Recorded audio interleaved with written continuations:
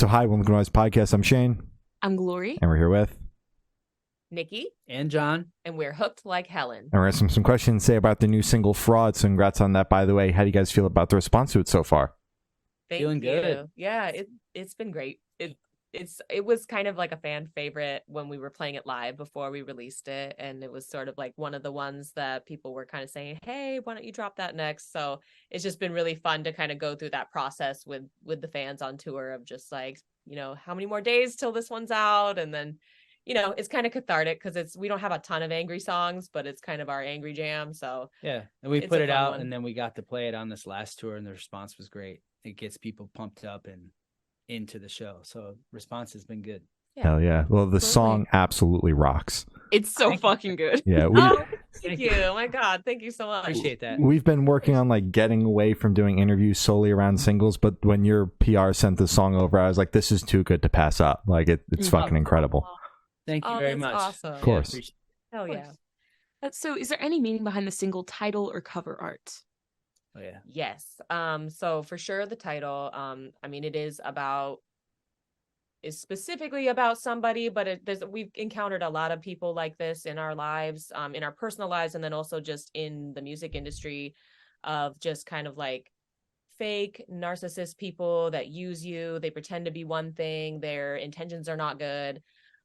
So when we were looking for cover art, I just actually did a Google search, and a painting came up, and the title of the painting was Fraud, and it was the image that is our cover art, which it's that creepy skeleton with like the eyeball and the mask, and it's an artist that was overseas named Ars Sophia, and so they had it up on like an art platform that's kind of like a third-party licensor, so we were able to communicate through them to license the song or license the art, the piece, and kind of do with it what we needed to do to turn it into cover art. So she was out of the Netherlands, I think. Yeah, and right? I think so. It was very fitting.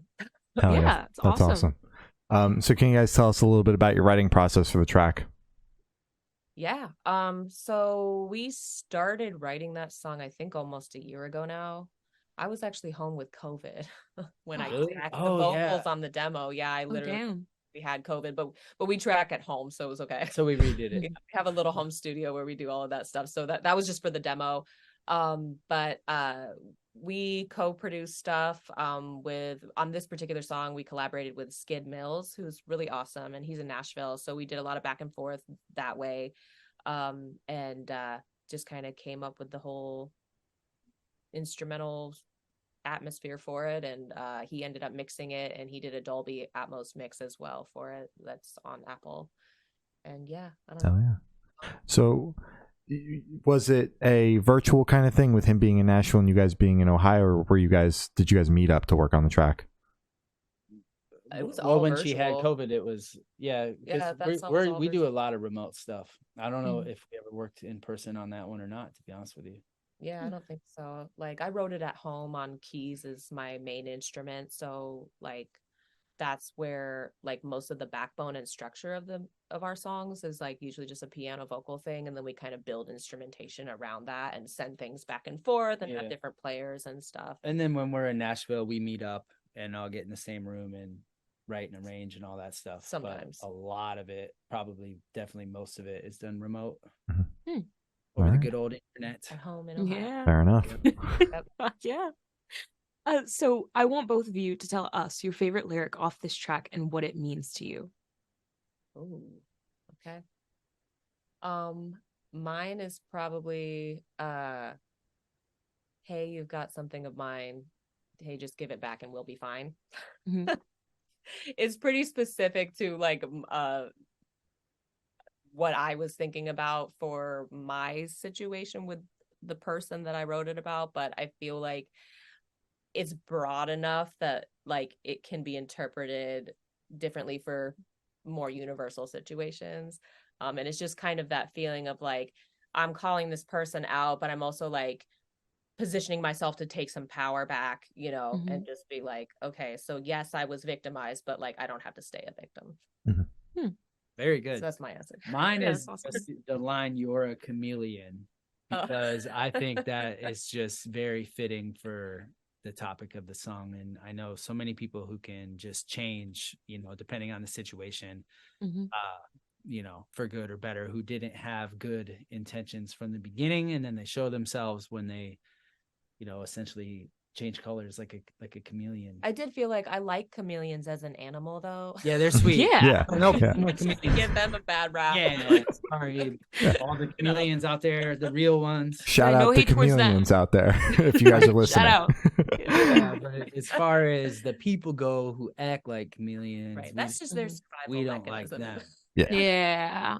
Fuck Yeah. those guys. Yeah. Those guys. So where was your headspace at while you guys were writing this track? Angry. Yeah, but honestly, we were in kind of a way worse place than we are now. So it was like, and that's what music, is for. We've gotten, how do I say it? We've gotten through all of the frauds in our life. I mean, they always come up. There's always difficult situations and difficult people. But there's like power dynamics that suck, like when you're in whatever business you're in, you know what I mean? When you're trying to come up and trying to do things. And so we're in a much better position than we were in when we first started writing it. And we're like thankful to the fans and the tours that we've gotten to go on and everything for like being part of that journey, and for just even the healing process of like going through something with, being kind of victimized in that way. And just music is healing, and it's creating it and expressing that way, and then just getting all the energy out live. So, and I just want to say too, I mean, there's frauds out there. Like from the moment you start trying to do music until you stop doing music, you're going to encounter people who are trying to take advantage of you and are not what they say they are from day one. Yeah. So it's just something that you really have to learn how to navigate, and very much be careful who you trust. Even if you don't understand what the intention could be, like why would this person have any reason to wish ill will? It's insane, some of the situations that people get in that we've heard about, that we've been through. Yeah, we haven't even been through stuff as bad as the others. Yeah, we've like heard things that are true, friends of ours, that would blow your mind. It can be kind of a sick game out there, so you just gotta be careful. Yeah, music industry's fucked, and a song like this is awesome to hear about. Just like speaking up about the frauds in all aspects of life, not just obviously the music industry. Yeah, exactly. Yeah, I feel like it's pretty universal. Oh yeah, everyone knows Absolutely. someone said there was something that they weren't. Absolutely. Yep. Yeah. So this one should be super, super quick. Off the top of your heads, I want you guys to describe this track for new listeners in 3 words. 3 words each, 6 total. You go first. Angry, fierce, vengeful. Oh shit, that was quick as hell. Yeah. Okay. Energetic. You said, I want to say mad. You said angry. So does mad count? Angry, energetic, mad, and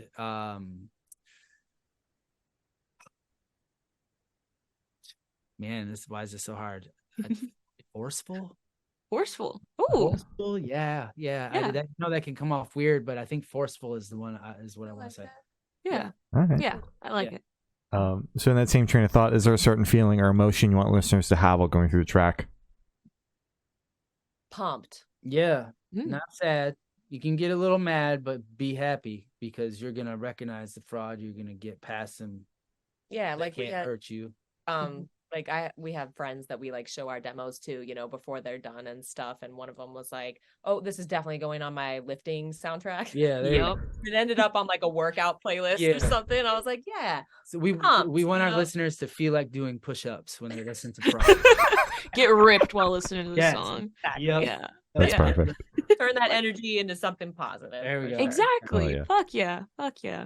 And while listening to this track, what band or artist influence pops out the most to you guys, if any? So I feel like it probably doesn't even really come across necessarily, but like we like kind of a lot of Muse influence. Muse. With some of the chord progressions and like even just like the snare sound and stuff like that. I'm gonna say Queen too, with the vocal. Ooh. The vocal part with kind of the layering, like in the intro and the layering breakdown of the and vocals, stuff. kind of Queen-esque. You know what I mean? Say that, or like Hailstorm, maybe. Yeah, it's a little Oh. got some rock, just straight up rock. Yeah. So Filter. Hailstorm, Muse, Filter, Queen. We like all them. Yeah. Hell Nice yeah. eclectic mix. For sure. Yeah. So what is your favorite memory that you guys made while creating this track? Okay, so let me just think, because I feel like there's probably something. I'll spit mine out right away. It's just playing it live. I mean, maybe that's not an actual answer to your question because I wasn't making the track live, but playing it live is so much fun. Yeah. So that's my favorite. No, it is. But I'm trying to think about maybe like a specific moment live that we've had. Probably like one of the nights that like right after we dropped it and just being like, you want to hear this song that we just put out? And then just kind of that energy. Like I kind of go on like a rampage at the end of the song and I start yelling and then I have the audience scream back, you know. Yeah. And I had like a really fun time doing that in Montana, actually. Oh yeah. In Great Falls, Montana. Yeah, shout out. Y'all rocked. Very, very awesome. They were sick of the liars and the cheaters and the backstabbers. Yeah. That's what you say every So day. yeah, so it's something like that, you know. So we had a good moment there. That was awesome. Oh yeah, that's Fuck awesome. Yeah. That's awesome. And speaking of tour, what's your go-to tour snack? Ooh, that is a great question. So we are like the snack snackiest band. This past tour that we went on, it was 4 bands, and so we all had like our own little camps, but we all got along and we all became like lifelong friends. But we were the snack band. Like we have protein bars and like rice cakes, beef jerky. Try and stay stocked on fruit. Like, because we wanted to stay like a little bit healthy, because you know there's lots of gas station stops and you're getting the junk and whatever, and it's hard to find time to even like have meals when you're on tour, like meals. For me, okay, so favorite is gonna be Cliff Bars and some sort of jerky and either apples or bananas, straight up. Either one. Yeah. And I got into just straight up flour tortillas, like just yeah. Like we would just get a pack of tortillas and we would have like a plan, like we were super like ambitious, like we were gonna make something with this. And then we're gonna have quesadillas tonight. Yeah, no, we're not. It's gonna be 3 a.m.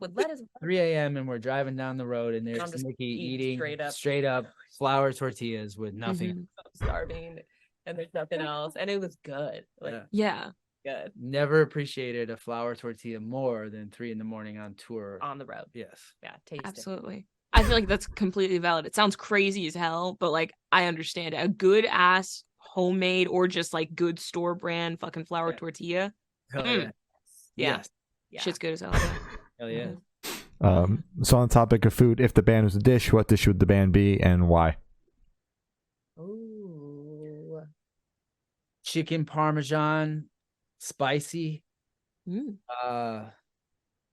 Like the band. Yeah, we would be that because we are flavorful. We are spicy and intense. Kind of heavy. Yeah, we're kind of heavy. Yeah. Kind of dramatic. We're gonna, you know, like you're full. Yeah. It's like a lot. It's a meal, bro. Like you were gonna be down. Okay. I don't know. You go ahead. I'm gonna go with that answer. That's fucking awesome. I think he sealed the deal on that one. Yeah. No, I got it, man. Like I can picture the plate, like very cheesy, very fried, very spicy, very like the most flavorful dish, filling. It's got all of it. Dish of chicken parmesan you've ever seen. That's all the food groups too. I think so. And it smells really good. Exactly. Damn right. All right. Fuck yeah. I don't know that we smell that great. I think we smell great. I think you should smell good. Yeah, we smell good. Right now we do. Yeah, exactly. There you go. No, but on tour when you're eating the fucking flour tortillas at 3:00 in the morning, different story. Questionable. Yeah. Then we're flour tortillas plain. But you know, when we're fresh, we're a nice plate of chicken parmesan. There you go. Right. There you go. I love it. So for these last couple questions, we're actually going to shift away from music, if that's okay with you guys. Sure. Awesome. So we're actually going to go straight to death row. Boom. So if you're on death row, what would your last meal be with a drink?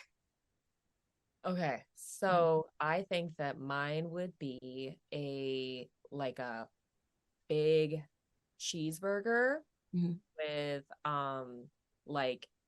like those little onion petals and like fresh jalapenos and pepper jack and maybe a pretzel bun.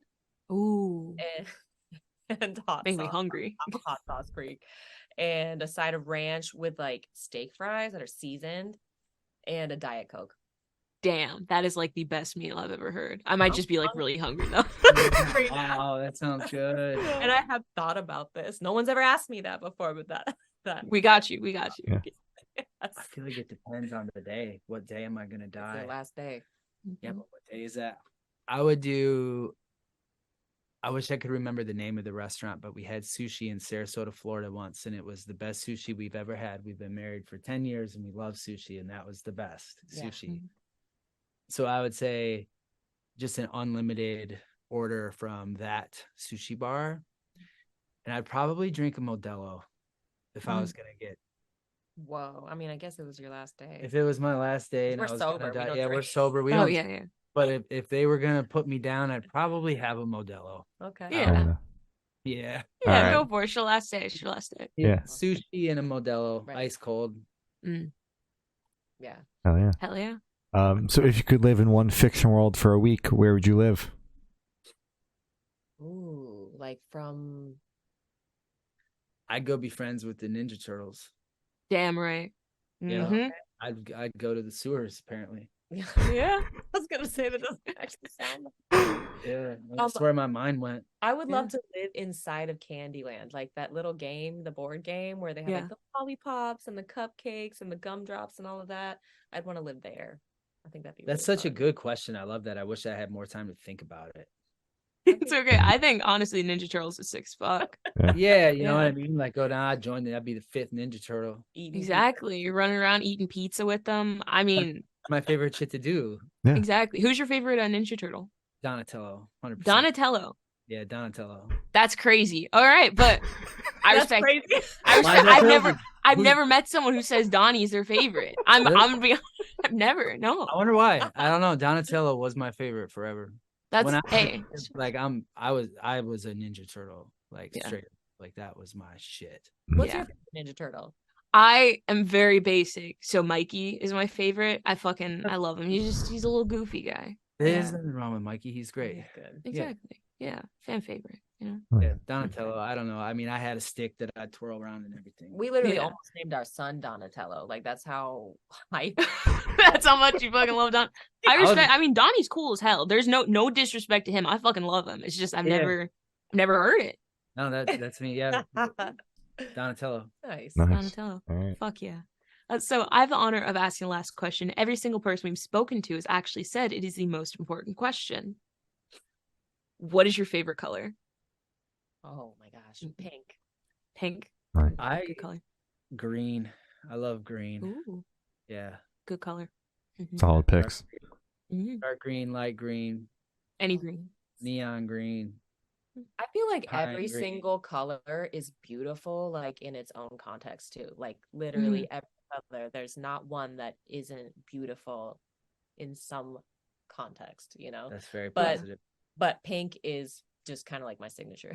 Yeah. Fair enough. Yeah. Yeah, our Yeah. walls are pink. You can't see them, but our walls Yeah. are pink. My hair is Her usually hair way is- pinker, her but I hair haven't had a is chance to dye it since tour. It's just like been fading and fading. Her So sweat- it looks cool as hell. It's okay. Thanks. And yeah, like our whole merch booth is all pink, and like usually at rock shows it's all black, black, black, black, black, black. And Mhm. that's- we got this bright ass pink merch. we That's stand- great. That draws people in. Oh, right? yeah. You know, Mhm. Yeah, we stands out for we sure. Stand out. Yeah. Yeah. It's cool as hell. So as Glory said, that's all the questions we have today. Is there anything that you guys would like to plug? Well, we would just like to say thank you. This was a lot of fun. Yeah, it's great. And you can find our music everywhere that you can find music. A lot of the stuff that we play on tour is not out yet. So we asked the fans to go to hookedlikehelen.com and sign up for our free VIP membership. And then you can get like previews of some of the new music, and you can DM us on social media and let us know what you think we should drop next. Because Yeah. we like literally need help, and we've been getting help. What and do you like and what sucks? yeah, and we're on like it's us on all the social media. So like if you DM us on Instagram or TikTok or whatever, we love having like that personal connection with people. So Yeah. Oh yeah, that's awesome. All right, well, thank you for silence, guys. It's been Hooked Like Helen, and we have been the Good Noise Podcast.